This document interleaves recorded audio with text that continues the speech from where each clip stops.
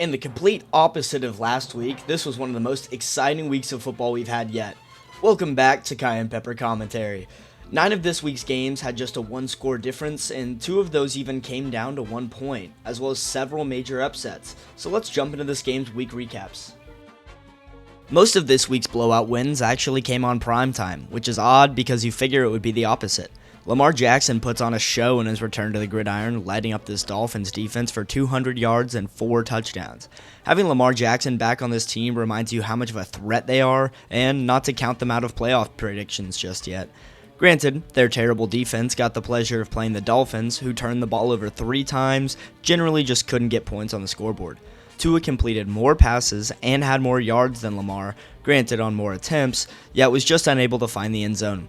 Compare that to how mistake-free the Ravens offense played, and this was a textbook blowout. This is a crucial win for the Ravens as they try and claw back from despair thanks to starting Cooper Rush for multiple weeks, but they remain 2 games back on the division-leading Steelers. Miami, on the flip side, may all but be out of it thanks to the stellar play of the Bills and Patriots. I think at this point you just have to focus on beating out the Jets. What a game from these 2 teams. The Falcons go down 2 touchdowns early, but thanks to a fumble, pull it back within 7 before half. A New England field goal stretches their lead back to 10, but then a Drake May interception on their next drive gives the Falcons new life. They kick a field goal as well, making this a 7-point game once again, and their defense holds the Patriots to a punt. Atlanta then scores the tying touchdown, but Romo misses the extra point. With 3.5 minutes left on the clock, they get the ball back, but are unable to capitalize, letting the Patriots juice the remaining clock. This was not a pretty win at all for New England against a team they should have dominated, and mistakes could have been their downfall. I think this likely was just a hiccup in a good season, but if Drake May wants to keep his eyes on the MVP, he needs to hold on to the ball. He fumbled twice in this game, recovering 1, as well as throwing a pick. They have a tough game in Tampa Bay next week, so we'll see how they handle the pressure of a better opponent. In this week's edition of a game that was much closer than it should have been, the Chargers narrowly outlast the Titans. There was a point in the third quarter of this game that part of me thought, there's no way. They might do it. And yeah, I was right, there was no way, but the fact that I had thought that at all is ridiculous. I think the funniest part about this is Tennessee's offense didn't score either of their touchdowns. They had the pick 6 on the Chargers in the first drive, and then 2 drives later got a punt return to move up to 14 points. If the Titans had any form of offense, they don't just win, but they win in dominant fashion. Unfortunately, this is the Titans, and they are incapable of doing anything as a franchise. Los Angeles surges back and gets 13 points in the second to take the lead and never loses it, tacking on a fourth quarter touchdown. Chargers narrowly survive to stay in second place in a very contested AFC West, and thanks to a Chiefs loss, now remain afloat by just a game. Tennessee, at this point, I'd just be hoping the Jets manage to win another game so you get first overall again, but seeing what New York is doing at the trade deadline right now, that might not be likely. In this week's Game of the Week, and a contender for Game of the Year so far in my opinion, the Bengals show off how truly terrible their defense is. I even said in my predictions this week that no matter how good they do offensively, I think their defense is just bad enough that the Bears outlast them, and look how that turned out. This was a back-and-forth battle through 3 quarters, with both teams going blow for blow before a fumble and a missed field goal from Cincy put the Bears up 14 with less than 5 minutes to go. The Bengals respond by first throwing an interception, and you think the game is over, but the Bengals get the 3-and-out with 2.5 minutes left. They get a touchdown on the next drive with a 2-point conversion to make it a 6-point game, and then get the onside kick. They then drive downfield and score again to go up 1 with less than a minute remaining on the clock. This is when you talk to your defense and say, hey, I know we let Chicago hang 40 on us, but just 1 stop, that's all we need. First down, incomplete. Second down, incomplete. This could happen. 14-yard rush to reset the downs, but now they're in their own territory with only 25 seconds to go and no timeouts. Just 1 more stop. Then Caleb Williams finds Colston Loveland for a 58-yard touchdown bomb.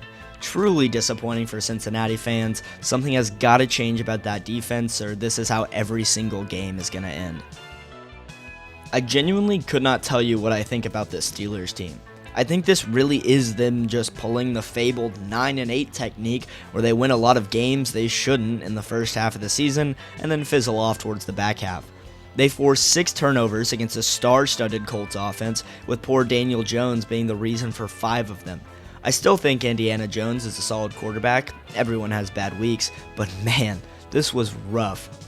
I think it's a testament to this Indy defense, though, that their offense turned it over 6 times and they only gave up 3 touchdowns. Big win for Pittsburgh to stay ahead in their division, but if the stories are true, we are at mid-season. They play a struggling Chargers team this week that almost lost to the Titans, so if they lose that game, I'll start believing in the stories. Still, props to them for doing enough to stave off what was considered the best team in the league. We'll see how Indiana bounces back next week. One of the few non-one-score games of the week, and it honestly went about as expected. This Giants team looked better than last week, but it honestly does feel like they lost their morale after losing Scattaboo. Jackson Dart was New York's leading rusher, as well as having a touchdown on the ground, but it just wasn't the same. Didn't help San Francisco's offense was clicking with over 150 yards rushing and 235 yards through the air. Mac Jones looked like himself again after last week's rough outing, only missing on 5 passes and connecting for 2 touchdowns. The Giants were fighting to stay in this one, but it almost felt like every single time they did something positive, the 49ers would just double it. You score a touchdown to open the game, okay, we score back, hold you to a punt, and then score again. The one positive is the Giants forcing the sole turnover of the game, so if the offense stayed clean, but really hoping they can turn it around a little bit against Chicago next week. This is the definition of a defensive masterclass. 2 of the best defensive teams in the league just slugging it out to see who's on top. Houston defense did perform better on the turnover front, getting a fumble and an interception, but the Houston offense was unable to get into the end zone on this Denver defense. 5 field goals totaled their only points, and with Bo Nix putting in 2 touchdowns as well as a big run on their last drive to give them a game-winning field goal is enough for the win. I do tend to make fun of poor offensive performances on this channel, but this was just a defensive slugfest. The teams only combined for 539 offensive yards, which is less than I've seen one team get in a single game. Huge win for the Broncos to stay well ahead of the AFC West, keep fighting for the number 1 seed. For Houston, this is a rough loss to slide them further back in the AFC South. It's not impossible for them to make a wild card push, but if Indiana bounces back, that division title is slipping away. This might have been one of the most crucial wins of the week. The Vikings stay alive against a loaded Lions squad to keep the NFC North all above 500 on the season. J.J. McCarthy does decent in his return to starting for Minnesota, but doesn't really turn any heads, with less than 150 yards passing on the day. He does make this up with 2 first-quarter touchdown passes, but he goes pretty silent soon after. The Vikings defense was honestly doing just enough to keep Detroit out of the end zone. The 4th quarter blocked field goal seals the defense and special teams as the MVP of the game, with Minnesota taking the block down the field for another 6 points, putting them ahead by 10. The Lions try to rally and get a late-game touchdown, but with too little too late, they fall short. This game could have gone completely differently if that field goal wasn't blocked, but how many times have we said that this season? The Vikings are now just a game back in the 5-win NFC North and hoping to scratch in for a playoff berth.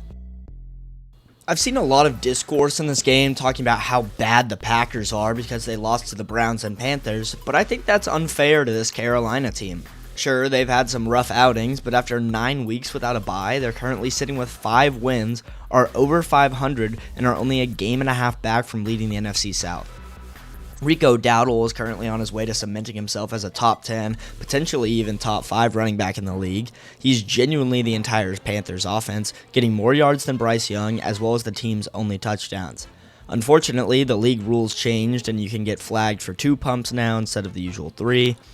I had a really funny interaction with my friend during this game where I was talking about how Jordan Love was continuing to be one of the best quarterbacks in the league, especially after his Week 8 performance, and about 3 seconds later he threw his single interception on the day.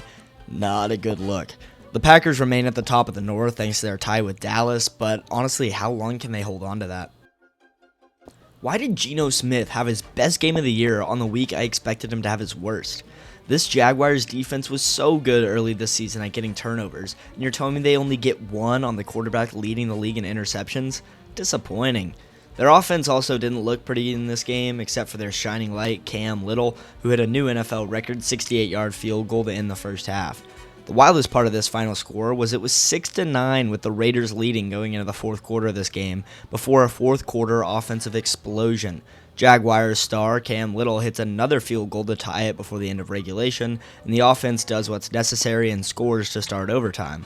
Geno Smith, for some reason, then shreds the Jacksonville defense for their own score, but his game-winning 2-point conversion gets batted down by a defensive lineman. What a weird game for Jacksonville, but I guess a win is a win.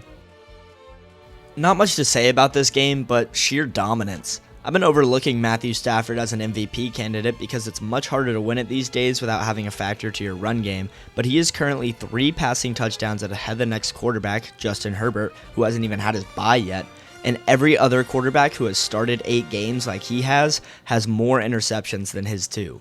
He is absolutely dicing defenses with one of the best receiving corps in the league. This isn't even mentioning Kyren Williams tallying over 100 yards on the day and Blake Corum having another 50. This is the Saints we're talking about though, and it didn't look pretty for them. A Tyler Shuck interception in his first start and an Alvin Kamara fumble is no help to the already struggling defense on the day, as they only go on to get 224 yards offensively. I knew the Saints season wouldn't be pretty, but right now it's between them, the Jets, and the Titans for that first overall pick. Can Kansas City make up their minds? One week it's, oh, the Chiefs are so back. They're getting 4 straight AFC championships. This is the best team in the league. And then the next week, it's Patrick Mahomes completing less than 50% of his passes without a touchdown and Kareem Hunt getting less than 50 yards. This isn't to say Buffalo is just that good either, because they're doing the same thing. We kept it close with the Saints and then got offensively beat down by the Atlanta Falcons, who look objectively bad offensively, and then winning multiple in a row. Makes no sense. I mean, this offense did look electric, with Josh Allen missing on just 3 passes and getting 3 touchdowns on the day with 2 on the ground. Poor James Cook didn't get a touchdown, which is probably the reason I lost in fantasy by literally half a point. Thanks, Bills play callers. Genuinely, no assumption should be made about either of these teams at this point. The Chiefs have a bye next week, but I fully expect them to come out in Week 11 and put 40 on the best defense in the league, Denver Broncos, for no reason at all. The league needs to be much more afraid of Sam Darnold. I came into this year being a Darnold hater. I thought he crumbles as soon as he gets pressured, just like last year's wildcard game. He was being thrown to the wolves with Seattle's terrible offensive line, but all he's done all year is prove me wrong. He literally had a perfect first half of football, going 16 for 16 with 4 touchdowns, and Seahawks just went out and got him another weapon in Rashid Shaheed. This Seattle team is scary. On the other side, I genuinely feel bad for Commanders fans. I won't speak it into the world in respect for Jaden Daniels, and I hope he has a swift recovery, but this franchise may very well be cursed. Next season will hopefully be different, maybe he makes it back in time for this season's finish, but why in the world are you playing your starting quarterback down 30 with less than 5 minutes left? Feels irresponsible. This was my big upset pick of the week, and I actually got it right. As much as I hate to say it, but in a short time starting for Arizona, Jacoby Brissett has looked fantastic. Granted, I feel like we see this a lot in the NFL, where the backup comes in, has a few solid to really good games, and then just reverts back to backup status, bringing the starter back in. Not always, but it happens. Cardinals defense also put in the work this week, forcing 4 fumbles, only recovering 2. They also hawked Dak Prescott for an interception.